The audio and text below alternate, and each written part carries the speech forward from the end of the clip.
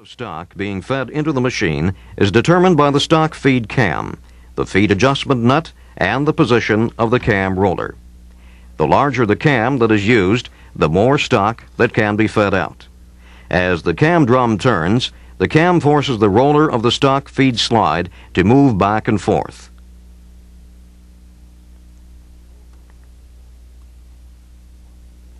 Before changing the stock feed cam, you must release the trip rod actuating collar.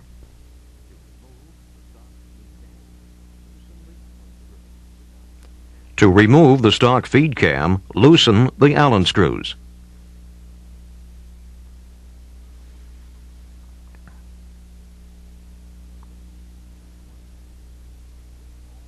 You may need to hand crank the machine to reach all the large Allen screws holding the cam.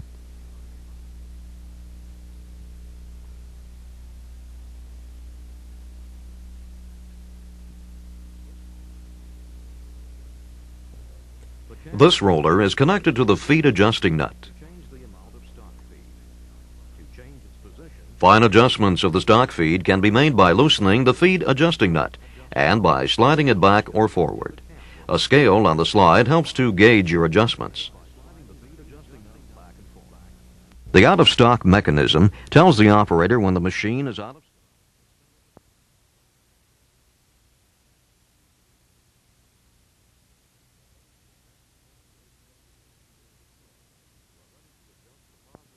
Stopper cam installed, you are ready to adjust the positive stop tension for the tool slide. This is the positive stop for the tool slide. There is one stop for the tool slide. The purpose of the positive stop is to provide tension on the tool slide operating mechanism at the end of each cutting cycle. This helps to maintain consistent part size. Whenever the tool slide cam is replaced, you will need to adjust the positive stop tension for the tool slide. To adjust the tool slide positive stop tension, hand crank the machine to the dwell on the high point of the tool slide cam. Turn the positive stop adjusting screw until it contacts the tool slide positive stop.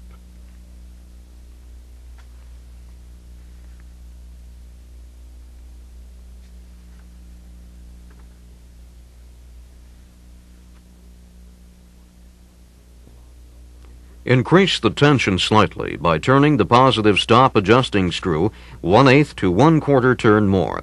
Lock down the positive stop. This adjustment should only be made after the tool slide cam replacement and is not to be used to adjust part dimensions during normal operations. With the proper tool slide cam installed and the positive stop tension for the tool slide correctly adjusted, you can set the end tools. End tools, like forming tools, are set one position at a time.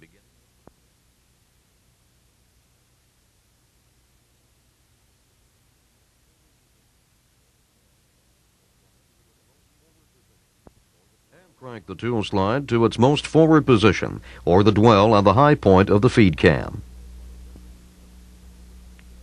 Slide the tool holder on the attachment until the tool can enter the part.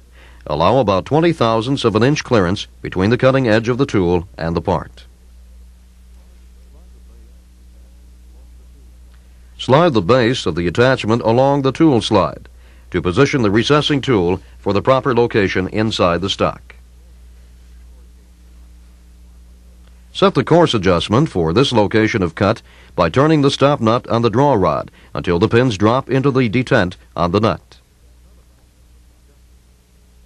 Hand crank the attachment back from the part.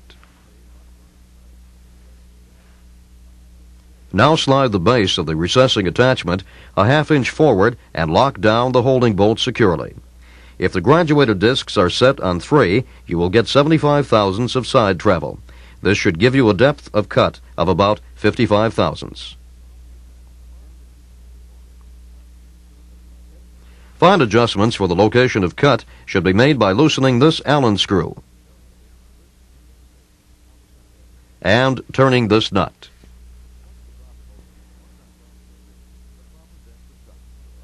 Once the proper location is set, you can adjust for the proper depth of cut. Loosen the tool holder. If you only need a few thousandths, you can move the tool holder with this adjusting screw. For larger adjustments, the chart shown earlier will show you how much further forward you will need to move the attachment on the tool slide. You must adjust for location of cut first. If you set the depth of cut first, you will find you will need to readjust the depth when you finish adjusting for the location of cut.